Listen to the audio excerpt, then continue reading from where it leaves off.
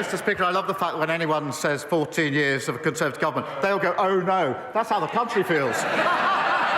Mr. Speaker, once again, a hard-working Labour MP clearing up the mess that was left behind. Our residents deserve far better. We expect rapid improvements. We're closely monitoring air quality and won't hesitate to take further action. She's right, we must tackle rogue operators who blight our communities. That's why we've boosted Environment Agency funding by £188 million, alongside tough new rules on incinerators and commercial fly tippers. Leader of the Opposition, Kemi Badenoch. If I may, Mr. Speaker, Sir Roy Stone served 13 chief whips and prime ministers from Margaret Thatcher to Boris Johnson, and I'd like to pay tribute to his extraordinary service and send my best wishes to his family. And also, before we start, Mr. Speaker, I would like to say to the Prime Minister how horrified I was to hear about the attack on his family home. It is completely unacceptable. And I think I speak for the whole House when I say that this wasn't just an attack on him, but on all of us and on our democracy. Yesterday, we learned that unemployment is up 10% since the election. Why does the Prime Minister think unemployment is rising on his watch? Mr. Speaker, can I pay tribute to Roy Stone as well and the service that was given us in various capacities. Can I thank her for her words about the attacks on me and my family and the kind messages from many others in the last few days. She did actually message me pretty well straight away, and I really do appreciate that. And she's absolutely right that this is an attack on all of us, on democracy and the values that we stand for. Mr. Speaker, she comes here every week to talk the country down. We've got 200,000 new jobs, record investment, 4 interest rates cut. Contrast that to the disastrous Liz Truss mini-budget, inflation through the roof, and a £22 billion black hole. I'm not sure the Prime Minister even knew that unemployment was up, but there's no point him blaming everyone else. The fact is, Conservatives reduced the deficit every year until the pandemic, more than doubled the personal allowance. We left 4 million extra jobs, tackled the post-pandemic inflation spike, and left the fastest-growing economy in the G7. Let's talk about what is happening today. Let's look at Beals, a 180-year-old department store in Dorset. They survived 2 world wars and the winter of discontent. But they couldn't survive this Labour government. Beals is having, and I quote, Mr. Speaker, a Rachel Reeves closing down sale. What does the Prime Minister have to say to all the people who have lost their jobs? Mr. Speaker, nobody wants to see job losses, but she must be the only person left in the country who thinks the economy was booming after the last government. We've created new jobs, record investment, trade deals that they tried. The India deal, I think they tried for 8 years and failed. We did that deal. They talked about a US deal. We did that deal. We tend to get a stronger relationship with the EU. The former trade minister must be the only former trade minister who's against all trade deals which boost our economy. She says she's against the India deal, even though it's got the same provisions she put on the table. She's against the US deal, even though it saves thousands of jobs in car manufacturing. But, Mr. Speaker, most absurdly, she says she's going to rip up the EU deal when she hasn't even seen what's on the page. They're reduced to a brain rot. A once great political party is sliding into brain-dead oblivion. Mr. Speaker, I'm very happy to welcome his tiny tariff deal, but the fact is, it has put us in a worse position than we were in March. He should not over-egg the pudding. Let's talk about how things are getting worse now. In every month of this year, household names like Sainsbury's, Tesco, Asda and Santander have cut staff. The ONS estimates that there are 100,000 fewer jobs than a year ago. And this was before his jobs tax, which will make things worse. Can the Prime Minister promise the House that by this time next year, unemployment will be lower than it is today?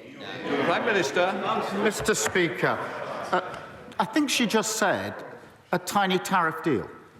Can I suggest that she gets the train to Solihull, 2 hours, goes to speak to the workforce at JLR, their families, and their communities, to tell them she would rip up the deal that protects their jobs, And when she's done that, she might travel across to Scunthorpe and tell the steelworkers there she's going to rip up the deal that saves their jobs. And then if she's got time, go up to Scotland and talk to the whisky distilleries. Tell them she'd rip up the deal that's creating 1,200 jobs for them, boosting their exports, and then come back here next week and tell us what reaction she got. Kemi Badenoch. So I didn't hear a promise to get unemployment down, and that's because he knows things are going to get worse. And this goes wider than businesses. Last week, I met staff and patients at Farley Hospice. They do fantastic work, but they need to find an additional £250,000 to pay the jobs tax. How does he suggest Farley Hospice, a charity which relies on donations, pays for his tax hike? Prime Minister. Mr. Speaker, we have provided £100 million boosting for the sector, and Children and Young Person Hospitals received £26 million funding this year. But, Mr. Speaker, she turns up every week to cart from the sidelines. But what she doesn't do, she moans about what we had to do in the budget to stabilise the economy. But she hasn't got the courage to stand there and say that she would reverse the next decisions that we take. And I know why. It's because she doesn't want to say she's against the £26 billion investment in our NHS. She doesn't want to say she's against the £1.2 billion more for our police. She doesn't want to say she's against the £3.2 billion more for our schools. All the time she doesn't have the courage of her convictions. It shows that her criticism is totally confected. Mr. Speaker, I can't believe the Prime Minister is still using this figure. We had this very conversation at the dispatch box. He knows it is just capital spending. It's either he's not paying attention or he is saying things to disguise what is going on. That money will not pay for the jobs tax. He knows that, and the hospices know it too. And the other people who know that things are getting worse are the 5 leading business groups in the UK. They say that his so-called employment rights bill will be deeply damaging to growth. Does the Prime Minister accept that they are right, or does he believe that he knows better than business? Prime Minister. Mr. Speaker, it's the same old Tories. Every time better rights for workers are on the table, they vote against them. Respect and dignity and protection at work are good for workers, good for the economy, and good for growth. Kemi Badenoch.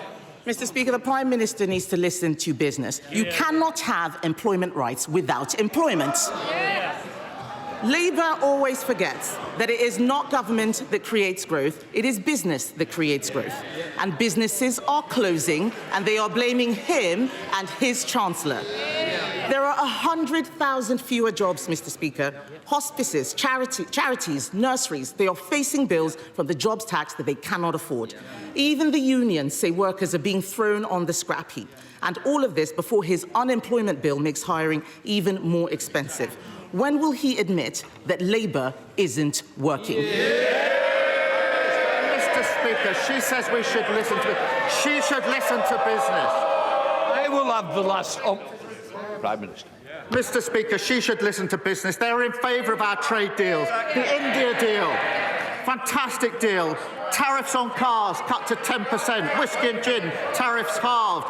£4.8 billion into our economy. What does she say she'd do with the India deal? She wants to rip it up. The US deal that saves thousands upon thousands of jobs. What does she want to do? She wants to rip it up. The EU deal, good for our economy. She's not going to even wait to see what it says. She absurdly says she's going to rip it up. It is so unserious. She even was reduced last week to calling the Indian government, accusing them of fake news. No wonder she did so badly as a Trade Secretary. Mr. Speaker, the project for them is over. They're sliding into oblivion. They're a dead party walking.